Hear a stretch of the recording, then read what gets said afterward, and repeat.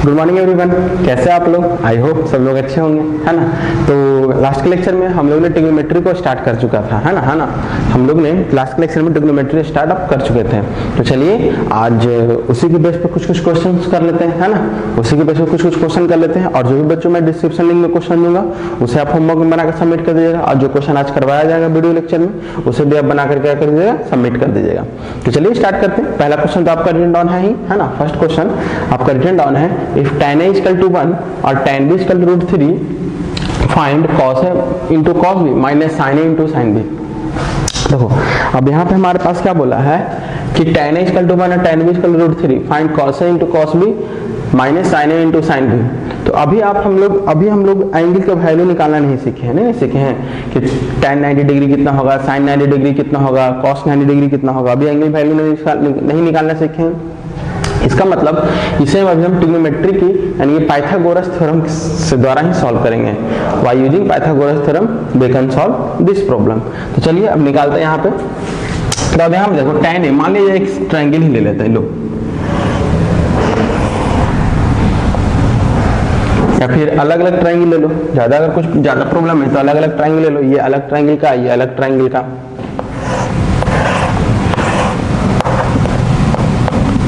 C A B, है ना। और इसमें बी ए सी 90 डिग्री यहाँ पे, 90 डिग्री यहाँ पे। अब इसके अगर हम इसके बात करें तो tan a इक्वल टू क्या है हमारे पास 1। tan a का वैल्यू क्या होता है p/b। थीटा तो हमारा ही है ना, a का वैल्यू थीटा है हमारे पास, या फिर a का a ही रहने दो, कोई खास फर्क नहीं पड़ता। a को क्या रहने देते हैं हम लोग, a ही रहने देते हैं। तो 1 हो गया हमारे पास, यानी कि 1/1। कुछ नहीं तो हमारे पास क्या आ गया, 1/1 आ गया। तो डायरेक्ट हम p को क्या कंसीडर कर लें बच्चों, p को कंसीडर कर ले 1, b को कंसीडर कर ले 1। तो h आपका क्या आ जाएगा, √2 आ जाएगा। h आपको √2 आ जाएगा, कोई दिक्कत इसमें नहीं है। पाइथागोरस थ्योरम अप्लाई कीजिए। हालांकि यहाँ पे x रेशियो आएगा, लेकिन हम लोग x को 1 सेकंड के लिए क्या कर दिए, एलिमिनेट कर दिए। क्यों? क्योंकि कट के तो वही आ जाएगा। जैसे अगर हम यहाँ पे 1:1 लिखते हैं यानी x रेशियो x लिखते हैं, यानी इसका वैल्यू x, इसका वैल्यू x, इसका वैल्यू √2x, क्या हो जाता है बच्चों, √2x।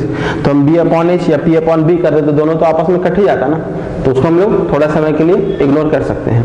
चलिए अब यहाँ पे क्या हो गया, यहाँ पे आपके पास tan b इक्वल टू क्या है, √3, यानी कि p/b इक्वल टू √3/1। कुछ नहीं तो आपका 1 होगा ना, यानी p का वैल्यू √3, b का वैल्यू 1, तो h का वैल्यू 2 होगा, है ना। इसका स्क्वायर प्लस इसका स्क्वायर करो तो इसका स्क्वायर √3 का स्क्वायर 3, 1 का स्क्वायर 1, तो √3 प्लस 1 तो 4 हो गया। 4 का अंडर रूट करो तो 2 आ गया।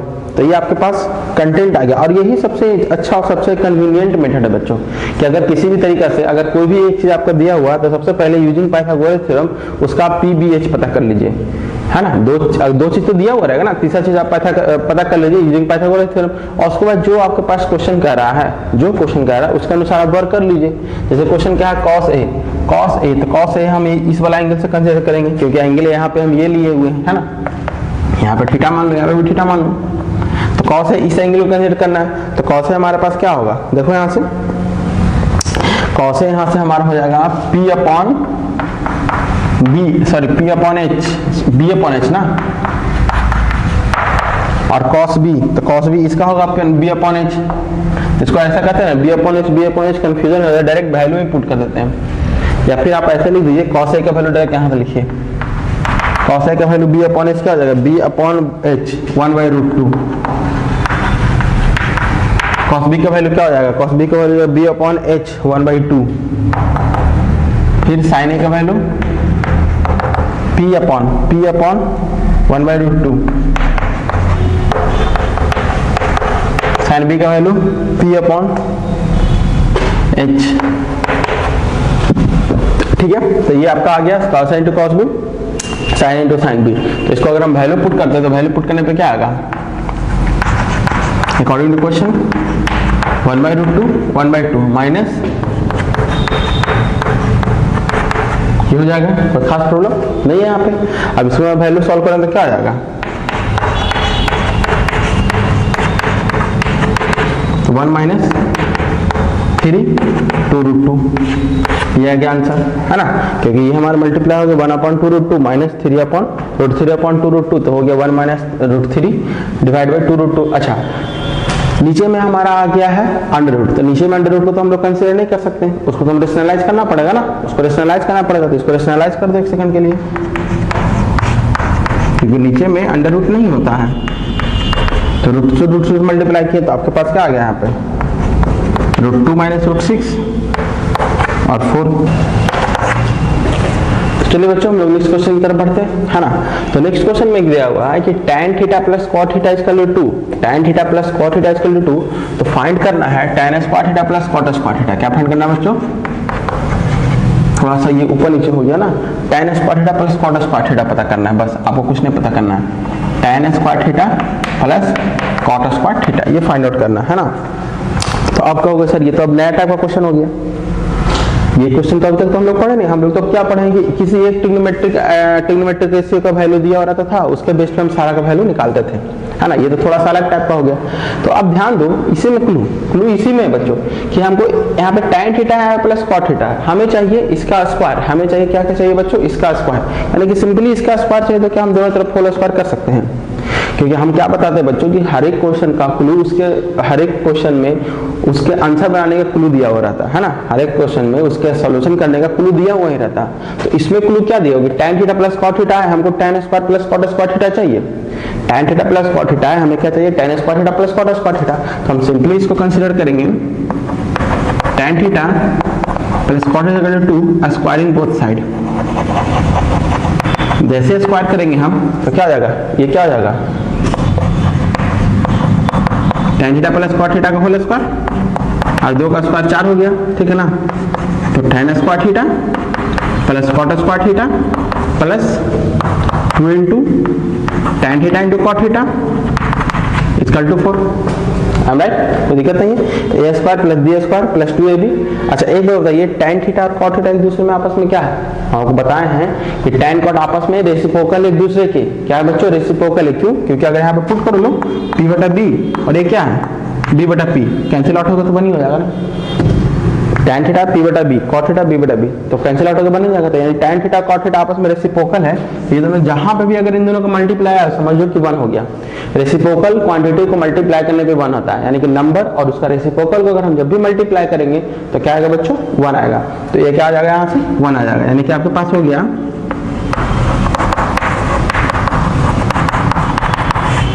तो उधर भेज दीजिए, है ना। तो आपके पास क्या आ गया 2, यानी tan square theta plus cot square theta का वैल्यू कितना आ गया, 2 आ गया। tan square theta plus cot square theta का वैल्यू क्या आ गया, 2। तो चलिए बच्चों हम लोग अपने नेक्स्ट क्वेश्चन की तरफ बढ़ते हैं, है ना।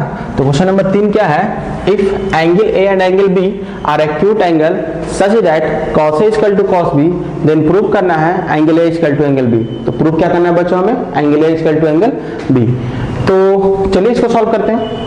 तो यहाँ पे 1 मिनट कॉन्फ्लिक्ट क्या कर दिया बच्चों, सोचने के लिए ये क्या कर दिया है कि बोला है एंगल ए और एंगल बी एक्यूट एंगल है, लेकिन हमें ये नहीं बताया है कि क्या वो सेम ट्रायंगल में है या फिर अलग अलग ट्रायंगल में है, कि क्या ये जो कंडीशन है ये हमारे पास सेम ट्रायंगल में है या फिर अलग अलग ट्रायंगल में है। यानी ये कंडीशन तो हमें शो किया नहीं, तो जब ये कंडीशन शो नहीं किया तो हमको क्या करना है बच्चों, क्या करना पड़ेगा बच्चों, हमको दोनों में से बनाना पड़ेगा। हाँ, अगर ये बोल देता कि दोनों डिफरेंट ट्रायंगल है, अगर बोल देता कि दोनों डिफरेंट ट्रायंगल है तो हम डिफरेंट ट्रायंगल लेके चलते हैं, अगर बोल देता कि दोनों सेम ट्रायंगल है तो दोनों सेम ट्रायंगल लेके चलते हैं। यहाँ लेकिन यहाँ पे कुछ मेंशन किया नहीं है कि हमारे पास डिफरेंट है या सेम है, इसलिए हम लोग क्या लेंगे, दोनों कंडीशन लेके चलेंगे बच्चों। हम लोग क्या कंडीशन लेके चलेंगे, दोनों। तो सबसे पहले केस 1 में आपका कंडीशन हो जाएगा, सॉल्यूशन क्या करते हैं, तो केस 1 में हमारा कंडीशन क्या हो गया, angle A and angle B are in same triangle. अगर एंगल ए और एंगल बी हमारे पास सेम ट्रायंगल है, क्योंकि जनरली हम लोग का एंगल ए और angle B A B C triangle लेते हैं ना, कंसीडर क्या करता है, triangle A B C. Triangle A B से कंसीडर कर देते हैं, एंगल ए और एंगल बी हमारे पास क्या आ गया, सेम ट्रायंगल हो गया। तो जब हमारे पास इसका सेम ट्रायंगल हो गया तो जल्दी से इसका फिगर बना लीजिए, ए बी, बी यहाँ पे नहीं होगा, बी सी 90 डिग्री हो गया, सी क्या होगा बच्चों आपका 90 डिग्री हो गया। अब यहाँ पे क्या बोला है कि एंगल ए और एंगल बी एक्यूट एंगल, अगर सी 90 डिग्री है तो ए बी तो एक्यूट एंगल हो ही गया, है ना। Such that cos A equal to cos B। अच्छा, यहाँ पे आपके पास क्या है बच्चों, cos A equal to cos B, है ना, cos A इक्वल टू क्या है, cos B। तो प्रूव करना है angle A equal to angle B। तो प्रूव क्या करना है बच्चों, हमें angle A equal to angle B। ठीक है, अब यहाँ पे cos A को कंसीडर कीजिए। cos A कहने का मतलब क्या है, A मतलब दिस एंगल, A का मतलब दिस एंगल। अच्छा, अगर हम कोई ये एंगल कंसीडर करेंगे तो एंगल के सामने परपेंडिकुलर, 90 डिग्री सामने हाइपोटेनस, बच गया जो बेस, बच गया क्या होगा बच्चों, बेस। तो cos A अगर वैल्यू निकालेंगे तो cos क्या होता है, B अपॉन H। cos क्या होता है बच्चों, cos A होगा हमारा B अपॉन H, यानी बेस अपॉन हाइपोटेनस। तो बेस क्या है हमारे पास यहाँ पे बच्चों, बेस है AC upon AB is equal to, अब एक सेकंड के लिए इसको इरेज कर देना है, हमें क्या करना है बच्चों, इरेज कर देना है। क्यों, क्योंकि अब हमारे पास आ रहा है B का cos, एंगल B का cos, है ना, कि B एंगल का cos थीटा क्या होगा, कोसाइन एंगल क्या होगा, कोसाइन रेशियो। तो अगर इसको कंसीडर कर रहे हैं तो एंगल के सामने परपेंडिकुलर, एकदम कॉन्सेप्ट एकदम ध्यान रखिए, एकदम एंगल के सामने क्या होता है बच्चों, परपेंडिकुलर, 90 डिग्री के सामने हाइपोटेनस, यानी हाइपोटेनस चेंज नहीं होगा, खाली बेस और परपेंडिकुलर चेंज होगा। कौन कौन चेंज होगा बच्चों, सिर्फ बेस और परपेंडिकुलर चेंज होगा। तो 90 डिग्री के सामने परपेंडिकुलर, 90 डिग्री के सामने हाइपोटेनस, थीटा के सामने परपेंडिकुलर, अब बच गया जो बेस। तो cos B हमारे पास क्या हो जाएगा, cos B B upon H। तो B अपॉन H क्या होगा हमारे पास, BC अपॉन AB। क्या सही है या गलत है, कॉन्सेप्ट सही में समझ में आ रहा है बच्चों, फिर इसको इरेज कर दीजिए, कोई खास प्रॉब्लम है ही नहीं। यानी हम cos A निकाले, A एंगल का cos थीटा, तो angle cos theta base upon hypotenuse, है ना। यानी cos यहाँ पे भी ध्यान रख लीजिए ना कि cos जो भी रहेगा ना, जो उसमें सटा हुआ साइड है, cos में जब भी रहेगा तो एडिसेंट साइड रहेगा। क्या रहेगा बच्चों, एडिसेंट साइड। देखो जैसे अगर ये दोनों लिए, इन दोनों का डिवाइड, B लिए तो इन दोनों का डिवाइड, है ना, B लिए तो क्या हो गया, इन दोनों का डिवाइड। यानी cos में हमेशा एडिसेंट साइड को कंसीडर करना है, लेकिन हाइपोटेनस नीचे रखना है। हाइपोटेनस किधर रखना है, नीचे। अगर ये एंगल ले रहे हैं तो इन दोनों साइड को कंसीडर कर रहे हैं तो हाइपोटेनस नीचे, ये ऊपर। ये एंगल ले रहे हैं तो हाइपोटेनस नीचे और ये ऊपर। cos में यही ध्यान रखना है, जो एंगल लिया गया उसके एडिसेंट साइड को लिखिए हाइपोटेनस नीचे करके, तो ये हो गया। तो AB भी तो कैंसिल हो गया, तो AC इक्वल टू BC। अब AC इक्वल टू BC आ गया, देखो AC equal to BC class 9 में याद आ रहा है कुछ, यानी कि अगर equal side, the angle opposite to the equal angle और ऑलवेज इक्वल, सॉरी हम क्या बोलते हैं, the angle opposite to the equal side is always equal. यानी इक्वल साइड के अपोजिट जो एंगल होते हैं वो हमेशा इक्वल होते हैं। यानी इक्वल साइड है हमारे पास, AC इक्वल टू क्या, BC, इक्वल साइड है, तो इक्वल साइड के अपोजिट एंगल क्या हो गया, तो AC का अपोजिट एंगल B और BC का अपोजिट एंगल है, यानी angle A equal to angle B। तो ये तो प्रूफ हो गया, angle A equal to angle B, बस दो लाइनें प्रूफ हो गया कि सर A और B अगर सेम ट्रायंगल में है तो इस तरह का ट्रायंगल कंसीडर करिए। cos A लिखे, cos B लिखे, AC upon AB, cos A का वैल्यू, cos B का value BC upon A, solve करके आ गया। अच्छा, अब कंडीशन आ गया कि नहीं, सेम नहीं है। Case 2, angle A and angle B are in different triangle, are in different triangle. तो चलिए डिफरेंट ट्रायंगल बनाइए। तो सबसे पहले तो आपको फिगर बनाना पड़ेगा, ठीक है बच्चों। ये हम एक ट्रायंगल लिए और इसका नाम दे दिए A, इसका नाम दे दिए A, और यहाँ पे दे दिए ACD दे दिए बच्चों, यहाँ पे 90 डिग्री बना दो। इसका नाम दे दिए B, EF ले लो यहाँ पे। चलिए, यानी कि हमारे पास क्या है, एंगल A और एंगल B दोनों डिफरेंट ट्रायंगल में बच्चों। एंगल A और एंगल B दोनों क्या डिफरेंट ट्रायंगल में है। क्या दिया हुआ है, दोनों एक्यूट एंगल होना चाहिए, तो दोनों का दोनों एक्यूट एंगल है।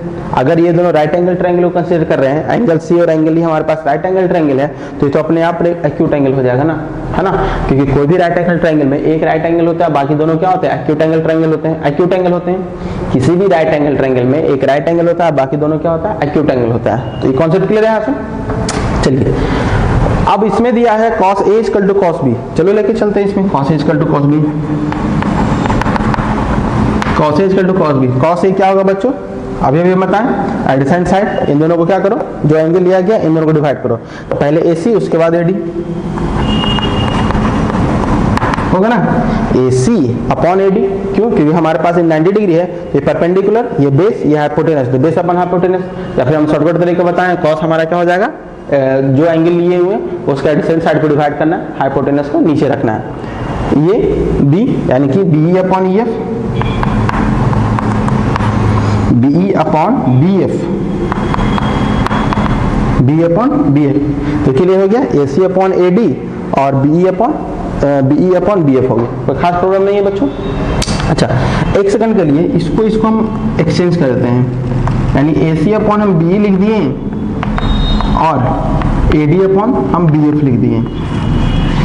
कोई खास प्रॉब्लम? आप कहोगे सर ऐसा क्यों, तो वो आगे आने वाला है, हम बताते हैं कि ऐसा हम क्यों किए। सबसे पहले इसको हम क्या कर लेते हैं, अगर दो कोई भी चीज रेशियो में है तो उसको हम क्या सपोज कर सकते हैं, कोई भी चीज रेशियो में तो क्या सपोज कर सकते हैं बच्चों, क्या सपोज कर सकते हैं। एक बात और ध्यान दीजिए, आपको लाना है angle A equal to angle B, आपको लाना है बच्चों angle A equal to B, यानी कि दो अलग ट्रायंगल में दो एंगल को सेम करना है। दो एंगल क्या करना है बच्चों, सेम करना है। तो अगर दो अलग अलग ट्रायंगल है और दो एंगल को सेम करना है तो वो दो ही तरीका से हो सकता है, या तो पाइथागोरस या तो सिमिलर करेंगे ट्रायंगल को, या तो कॉन्ग्रुएंट करेंगे, क्योंकि कोई भी ट्रायंगल को सिमिलर करेंगे तो उसका आउटपुट में क्या आएगा, एंगल्स इक्वल, और कोई ट्रायंगल को कॉन्ग्रुएंट करेंगे तो उसका आउटपुट में क्या आएगा, एंगल्स इक्वल। तो इतना हमारा क्या हो जाएगा बच्चों, एंगल्स इक्वल हो जाएगा, है ना। तो हमें या तो सिमिलर करना है या तो क्या करना है, कॉन्ग्रुएंट करना है। और चूंकि यहाँ पे हमारा प्रोपोर्शन में दिया हुआ है, इसका मतलब कॉन्ग्रुएंट का सोच नहीं सकते हैं अभी फिलहाल, क्योंकि प्रोपोर्शन में है ना, इक्वल में रहता तब ना हम कॉन्ग्रुएंट का सोचते हैं। प्रोपोर्शन में इसका मतलब हम सिमिलर के बारे में थोड़ा सा सोच लेते हैं। तो हम फिलहाल इसको लिख दिए A C upon B equal to A D upon B F equal to K. अच्छा, एक सेकंड, इसको और हम इलैबोरेट करें तो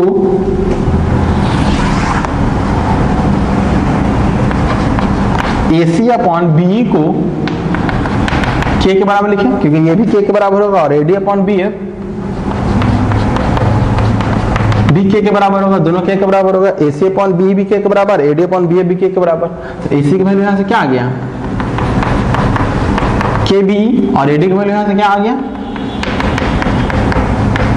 के बी एफ। कोई खास प्रॉब्लम नहीं है, ठीक है। चलिए, हमारे पास दो साइड का प्रोपोर्शन आ गया, ऐसे कहते हैं हम तीसरा साइड पे वर्क करें। हमारे पास AC का आ गया है, AD का आ गया है, उसके बाद हमारे पास आ गया क्या, BE का आ गया है, BF का आ गया। तो इसमें से CD बचा, ट्रायंगल ACD में CD बचा। तो ट्रायंगल ACD में अगर हम CD निकालते हैं, ट्रायंगल ACD में, ट्रायंगल क्या है बच्चों, ACD में, ट्रायंगल ACD में अगर हम CD का वैल्यू निकालें तो CD का वैल्यू क्या हो जाएगा बच्चों, CD का वैल्यू हो जाएगा, CD का स्क्वायर हो जाएगा AD का स्क्वायर माइनस AC का स्क्वायर होगा ना। CD का स्क्वायर हमारे पास क्या हो जाएगा, CD का स्क्वायर AD का स्क्वायर माइनस AC का स्क्वायर, पाइथागोरस थ्योरम। तो उसी प्रकार हमारा FP का स्क्वायर क्या हो जाएगा, ट्रायंगल FEB में EF का square is equal to BF का स्क्वायर माइनस BE का स्क्वायर। यहां तक तो कॉन्सेप्ट में कोई दिक्कत नहीं है बच्चों। एक सेकंड के लिए अगर हम ध्यान दीजिएगा, एक सेकंड के लिए अगर हम AD की जगह पे KBF पुट करें और AC की जगह पे KBE पुट करें, चलो पुट करो तो जल्दी से। AD का वैल्यू क्या है, KBF का होल स्क्वायर, AC का वैल्यू क्या है, KBE का होल स्क्वायर। तो यहां से क्या आ जाएगा बच्चों, CD यानी K square common, BF square minus BE square. कोई खास दिक्कत नहीं है। और यहाँ से क्या आ गया, यहाँ इसको हम ऐसे ही रहने देते हैं, इसको मान लिया इक्वेशन 1, इसको इक्वेशन 2, इक्वेशन 1 और इक्वेशन 2 अगर हम दोनों को डिवाइड कर दें, एक सेकंड के लिए क्या करें बच्चों, दोनों इक्वेशन को हम डिवाइड कर दें तो देखो ध्यान से हमारे पास क्या आ जाएगा। पहले किसको कंसीडर करते हैं, AC को, है ना। चलो AC को यानी इसको कंसीडर करते हैं, तो CD स्क्वायर ऊपर, नीचे EF स्क्वायर, और CD स्क्वायर क्या हो गया, K square BF square minus BE का स्क्वायर,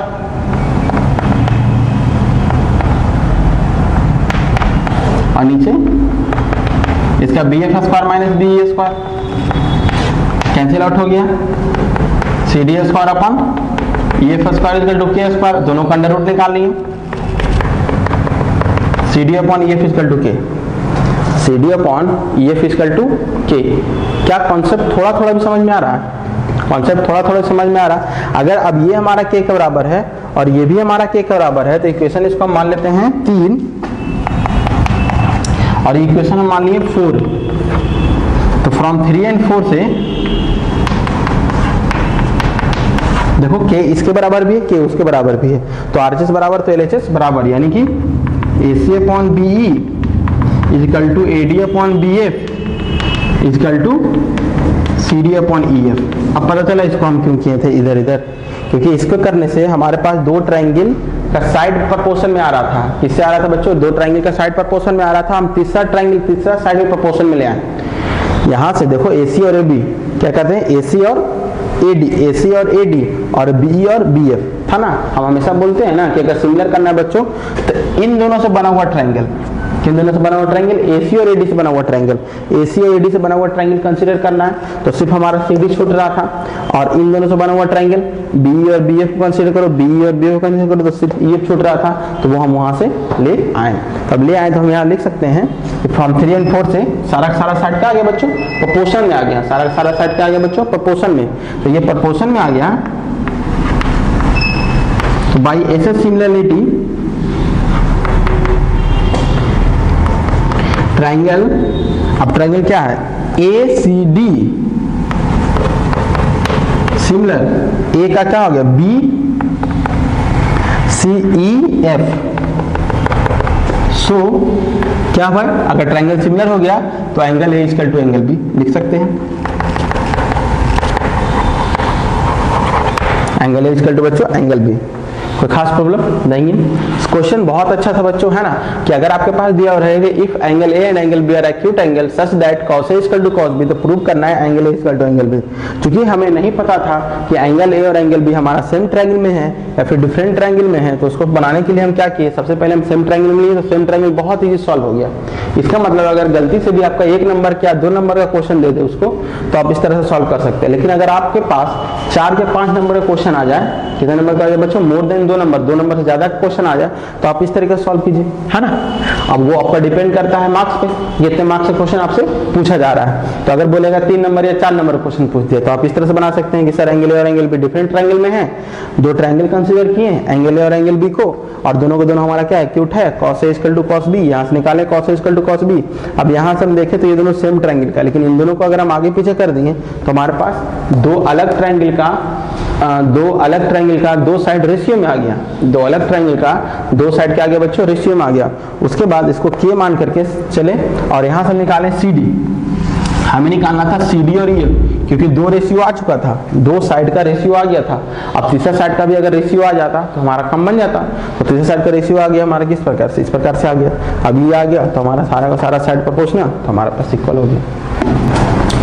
तो चलिए बच्चों नेक्स्ट क्वेश्चन की तरफ हम लोग बढ़ते हैं। तो नेक्स्ट क्वेश्चन जो है find the value of sin A tan B cot A sin square B plus cos square B।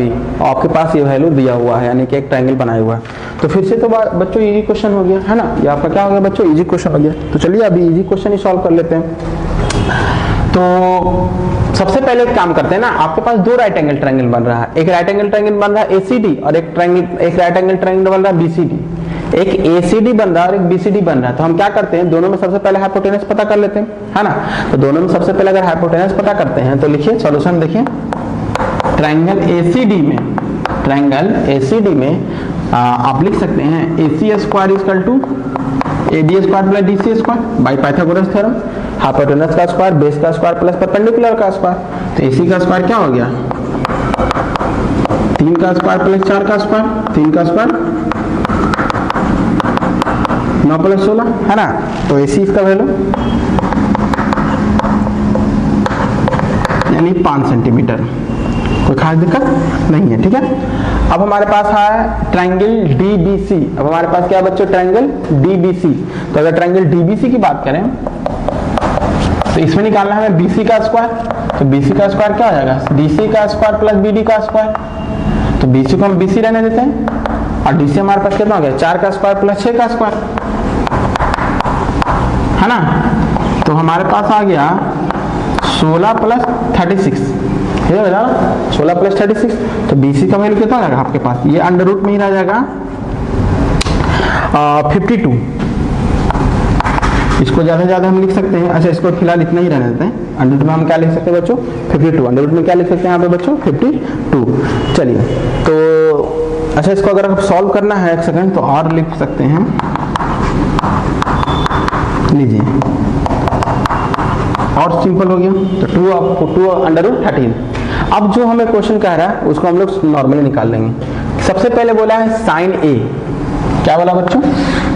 पहला में पूछा है आपको साइन ए ये एंगल है, तो ये एंगल है, तो जो एंगल लेते हैं उसके सामने परपेंडिकुलर, तो साइन ए हमारा होता है P/H, परपेंडिकुलर हो गया 4, हाइपोटेनस हो गया AC कितना बच्चों 5, 4/5। दूसरा कॉट ए करने का मतलब क्या होता है B/P, है ना, tan को उल्टा B/P, तो B क्या हो गया बच्चों 3 और P क्या हो गया बच्चों 4, है ना, बेस ये हो गया और परपेंडिकुलर ये हो गया 3/4। फिर तीसरा में बच्चों बहुत, ये तो क्वेश्चन बहुत इजी हो गया, tan B, तो tan B अगर लेते हैं तो tan B यहाँ पे हो गया बच्चों P/B, क्या हो गया P/B, तो P/B, तो ये परपेंडिकुलर और ये हमारा बेस, तो 4/6 2/3 4 sin square B plus cos square B, ठीक है, sin square B plus cos square B, sin square B plus cos square B, तो sin स्क्वायर का वैल्यू कितना हो जाएगा sin स्क्वायर बी यानी क्या मतलब sin b पहले निकालते हैं ना। देखो एक बात बहुत ध्यान रखना बच्चों, एकदम बहुत इंपॉर्टेंट चीज है, अगर हम sin स्क्वायर बी लिख रहे हैं इसका मतलब हमारा sin b का होल स्क्वायर है, क्या है बच्चों कि sin b का होल स्क्वायर है, और इसका मतलब ये कहता ही नहीं है कि sin b square angle b का स्क्वायर, नहीं, आपका ये दोनों बराबर है, ये बराबर नहीं है। यहाँ पे हम क्या कर रहे हैं, साइन स्क्वायर बी कहने का मतलब कि साइन बी लिखे है उसका स्क्वायर कर दिए, और जो कि साइन बी स्क्वायर के बराबर नहीं, यहाँ पे ऐसे नहीं होता है, ध्यान आ रहा है ना, यानी एंगल का स्क्वायर नहीं, जब भी अगर हम साइन स्क्वायर बोले यानी कि साइन बी का होल स्क्वायर हो रहा है, किसका होल स्क्वायर है बच्चों, साइन बी का होल स्क्वायर हो रहा है, यानी कि हमें यहाँ पे निकालना है साइन बी का होल स्क्वायर, तो सबसे पहले साइन बी निकालना पड़ेगा, सबसे पहले क्या निकालना पड़ेगा साइन बी, तो साइन बी निकलेगा क्या परपेंडिकुलर अपॉन हाइपोटेनस 4/2√13 का स्क्वायर, और cos बी तो 6/2√13 का होल स्क्वायर, यहां से आ गया कितना 16 अच्छा इसका स्क्वायर करो तो इसका स्क्वायर तो आ जाएगा 52 ही ना, और इसका स्क्वायर यानी कि 52/52, यानी इसका वैल्यू तो 1 आ गया बच्चों, क्या आ गया बच्चों वैल्यू 1 आ गया।